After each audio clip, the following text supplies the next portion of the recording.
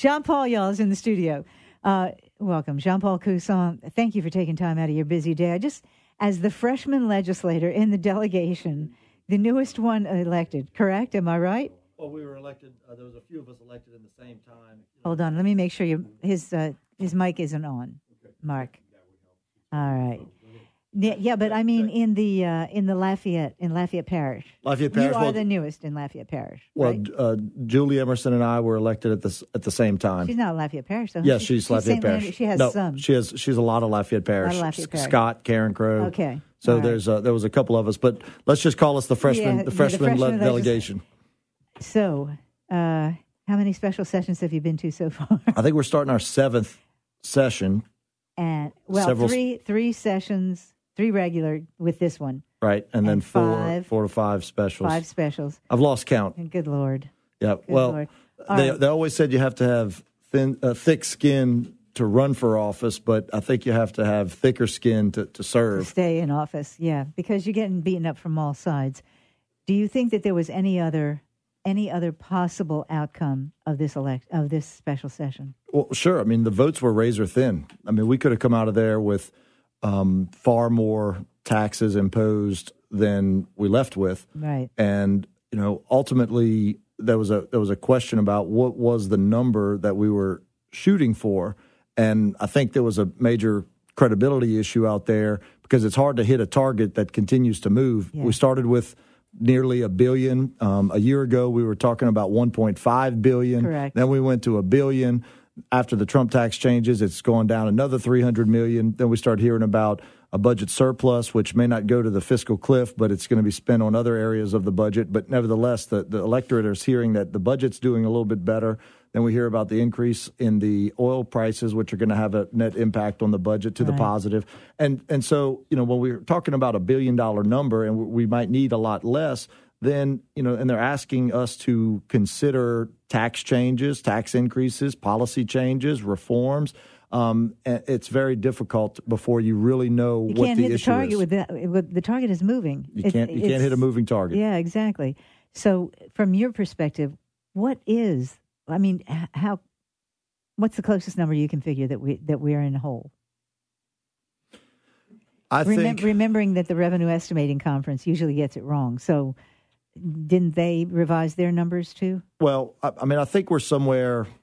I think we need to see. I think ultimately we're going to continue to listen to the Revenue Estimating Conference, and we're just going to start our appropriations process. And ultimately, by the end of this regular session, we'll have a real clear idea of where we're short in the budget. And if we are compelled to look at additional changes or taxes, or if we are able to absorb any cuts in areas that aren't critical to our budget. That's the major question, right? The question is, how much would we have to cut? What percentage we have to cut?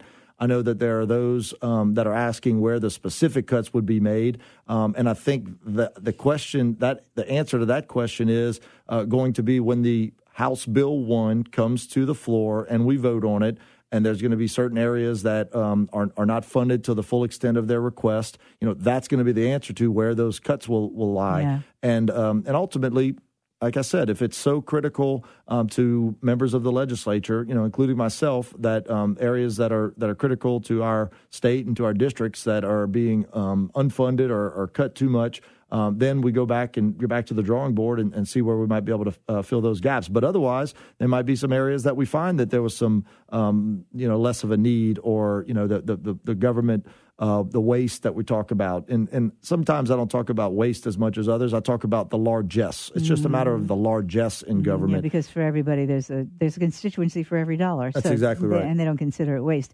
But we have so many contracts, and John Kennedy talked about this all the time, the contracts and the transfer of funding from state to local governments that maybe could be dialed back a little bit without hurting either one, without hurting the local governments. Yeah, well, I think Senator Kennedy had a great comment this week when they were asking him what specific cuts would be made, and he said, "Give me a break." He said from the one of the streamlining committees that they formed a couple of years ago. Yes.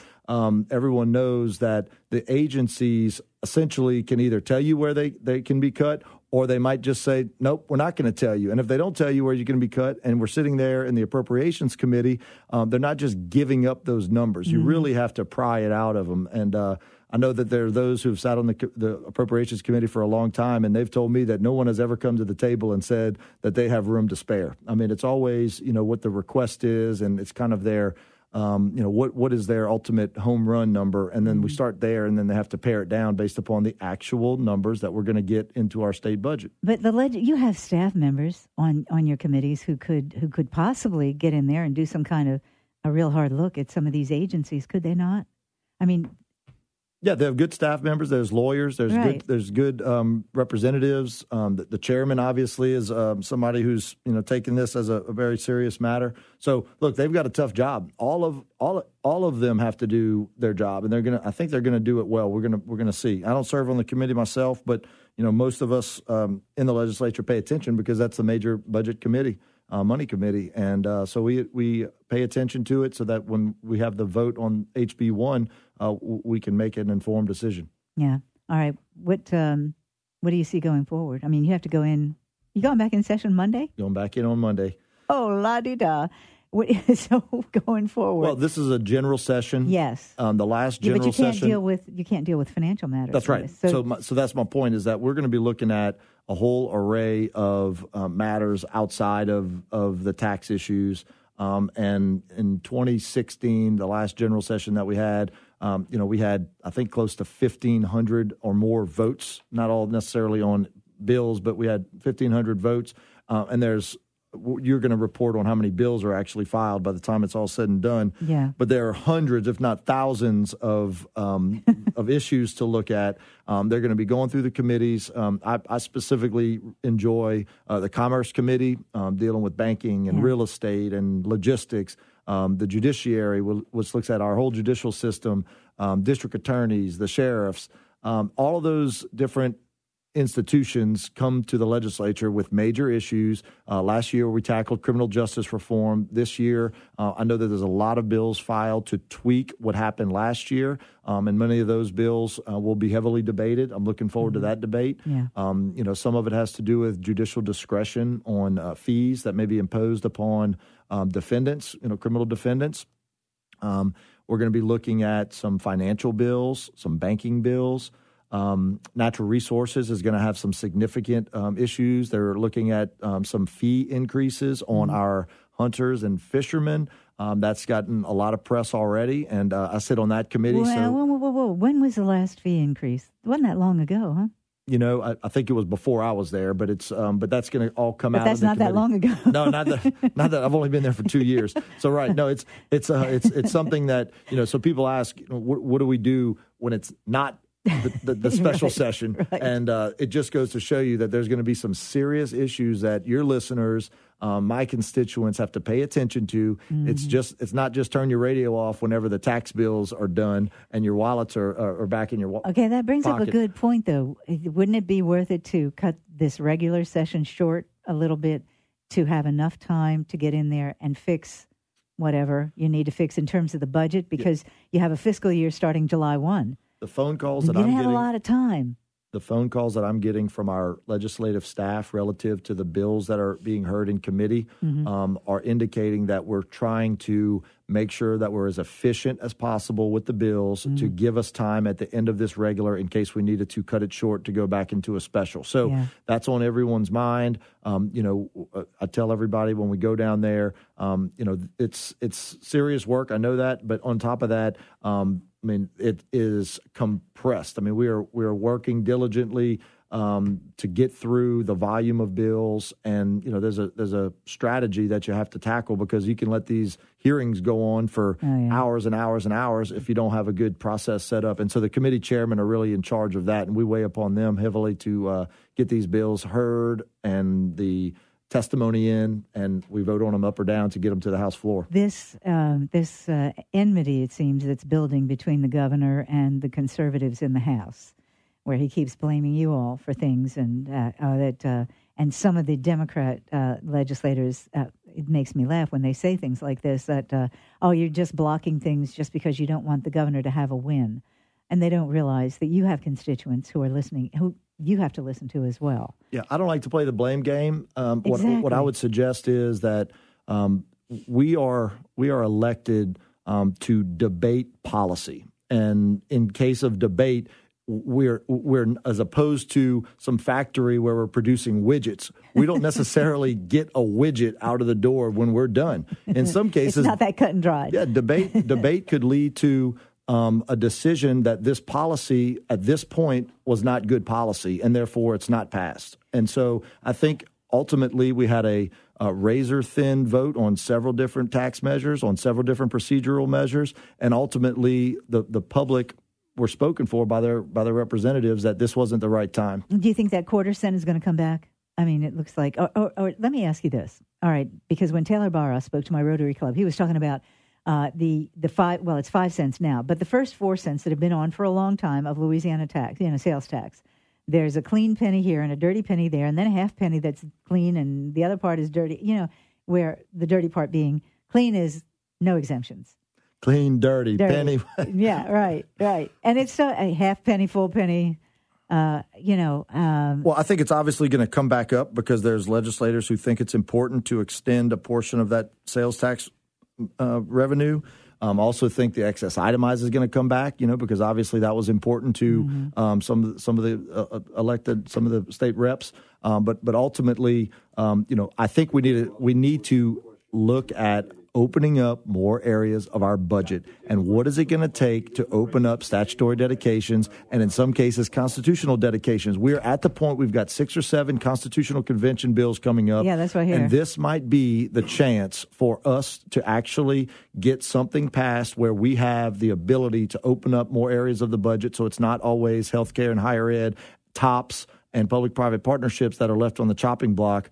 And that they can, kind of utilize for leverage. We need to look at our entire state budget and see why we've protected certain areas over the years, whether or not they're still a priority in 2018 like they were over the last 40 years whenever they were protected. Some areas will continue to be protected, and if that's the case, then fine. They'll just go through the appropriations process and they'll get fully funded. In other cases, they may not. So ultimately, you don't always have this amount of leverage in order to get real structural change, constitutional structural change done. And if we continue to do temporary measures, including what was offered this time, then we'll not look at those serious fundamental matters. Yeah. So there's a question about what structural change is. Mine is on the constitutional dedications. That's other people think it might be on tax. Can you hang for one more segment? And I know you have to get back, but just for like 10 minutes, we'll take a break and we'll come back and finish up.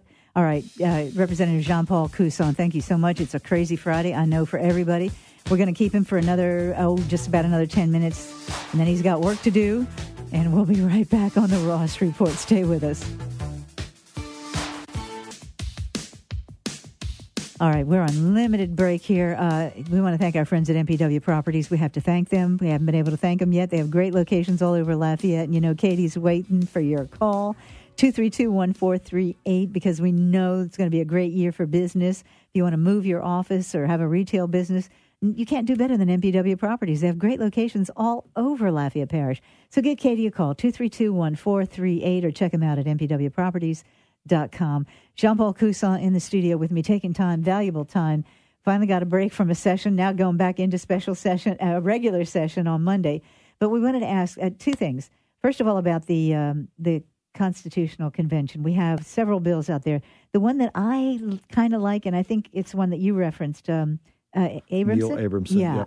So I think it's a limited. It's kind of more limited convention. That's correct. I'm a co-author of that bill.